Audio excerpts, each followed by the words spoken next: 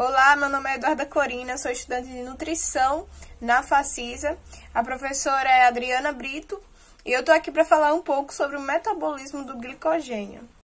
Primeiro precisamos saber o que é o glicogênio. Ele é um polissacarídeo, no caso é uma macromolécula formada por vários monossacarídeos, que é a glicose. Ele também é um carboidrato e, como a maioria dos carboidratos, é composto por carbono, hidrogênio e oxigênio.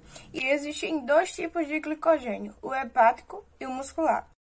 Existem dois fenômenos no metabolismo do glicogênio, que é a glicogênese e a glicogenólise. A gente vai ver mais a fundo nos próximos slides.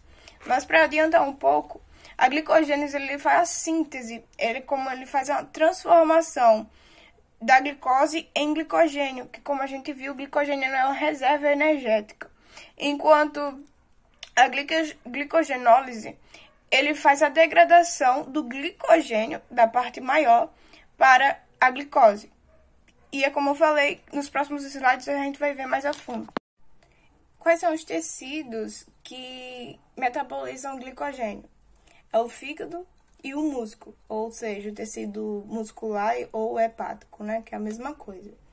E existem fatores que interferem no metabolismo do glicogênio, que no caso do músculo é a concentração de ATP, que justamente ele vai produzir energia através da molécula de ATP.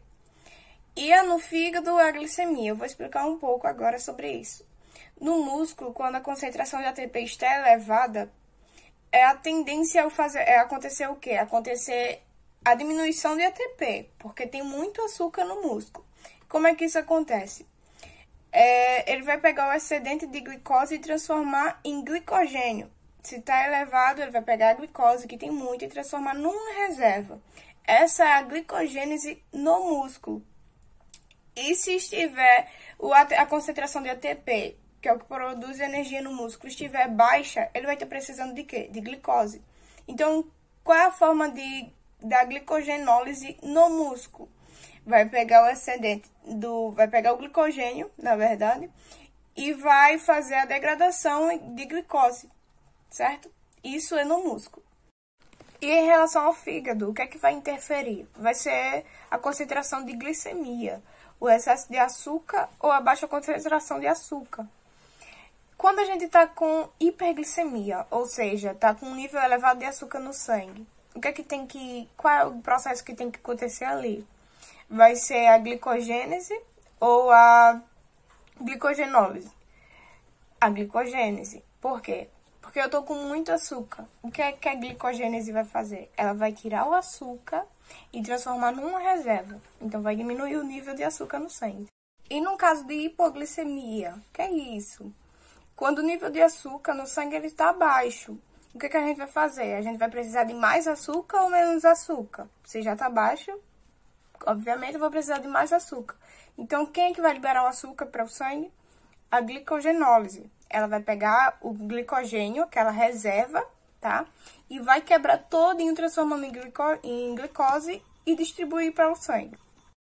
Bom, eu já expliquei aquele processo todo por cima, sobre o que é glicogênese, o que é glicogenólise, que a glicogênese é a síntese, no caso tem um excesso, ele vai pegar a glicose e transformar numa reserva, que é o glicogênio. Quando a glicogenólise é quando, digamos que está um nível baixo de energia ou de açúcar, vai pegar o glicogênio, que é a reserva, e vai distribuir em forma de glicose para o corpo, para o músculo, para o sangue. Mas a gente agora vai entrar na parte mais específica. Então, a glicogênese, ela vai sintetizar o glicogênio, adicionando as moléculas de glicose. Ela vai formar aquela reserva de energia, né? Aí você pode se fazer a pergunta: por que eu tenho que formar o glicogênio? Por que eu tenho que ter essa reserva de energia? Porque justamente a gente degrada constantemente o glicogênio através da glicogenólise. Há uma quebra, a gente sempre está usando a nossa energia, a gente sempre está usando o açúcar e a gente precisa de uma reserva para poder usar, porque imagina a gente só usar e não ter nenhuma reserva. Dessa forma, vai garantir a concentração ideal de glicose no nosso sangue.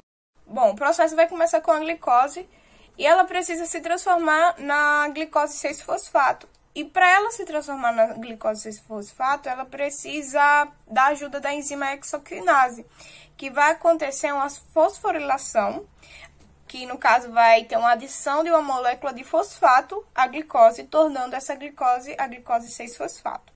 Ela já na forma da glicose 6-fosfato, ela precisa passar para a forma glicose 1-fosfato. E ela vai receber essa ajuda de transformação pela enzima fosfoglicomutase. A glicose 1-fosfato já estando formada, ela vai se condensar com a uridina trifosfato, certo? Mas ela vai precisar perder 2 fosfatos, formando assim a UDP-glicose. Isso ela passou da trifosfato para UDP com a ajuda da enzima UDP-pirofosforilase. Aí, quando ela passa a ser transformada na UDP-glicose, é o seguinte, as moléculas de UDP, elas não entram na molécula do glicogênio, só a glicose. Então, é como se a uridina ela fosse só um transporte. Ela transportasse a glicose com outras glicoses até formar o glicogênio. Aí, com isso, o glicogênio sintase, esse que está em vermelhinho aqui no slide, para, no caso, passar da UDP-glicose para o glicogênio, vai receber a ajuda do glicogênio sintase.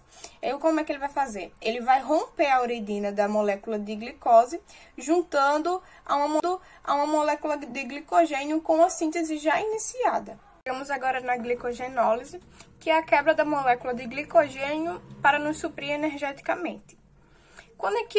Quando existe, na verdade, uma demanda energética do nosso corpo, quando estamos precisando de energia, a gente busca essa energia aonde? No glicogênio, que é a reserva energética, como já foi dito outras vezes, tá? E qual é o fenômeno que faz essa quebra? É justamente a glicogenólise. Ela vai pegar o glicogênio, que é a reserva energética, e transformar em glicose e distribuir pelo nosso corpo. Bom, existem 2 hormônios que vão estimular a enzima glicogênio fosforilase, que é justamente essa enzima que vai começar a quebrar o glicogênio em partículas menores, que é a glicose. Esses 2 hormônios são quais? O que age no músculo, que é a adrenalina, e o que vai agir no fígado, que é o glucagon. Então, a enzima glicogênio fosforilase, ela vai tirar a glicose do glicogênio, transformando em glicose 1-fosfato. Essa mesma enzima, ela não vai trabalhar nas ramificações, ela só vai trabalhar nas pontas do glicogênio. Como a gente está vendo aqui no slide, no músculo, a glicose 1-fosfato, ela vai ser transformada em glicose 6-fosfato, depois é utilizada como geração de energia, isso no músculo. Enquanto no fígado, vai ocorrer a mesma coisa. A glicose 1-fosfato é convertida, na verdade, em glicose 6-fosfato também. A diferença é que a glicose 6-fosfato no fígado, ela vai sofrer uma ação da enzima glicose 6-fosfatase, ok? Que não tem essa enzima no músculo, só tem no fígado. E com isso, ela converte a glicose 6-fosfato em glicose, que é justamente a forma do fígado usar energia. Eu agradeço pela atenção e espero que tenha ficado claro o assunto sobre o metabolismo do glicogênio.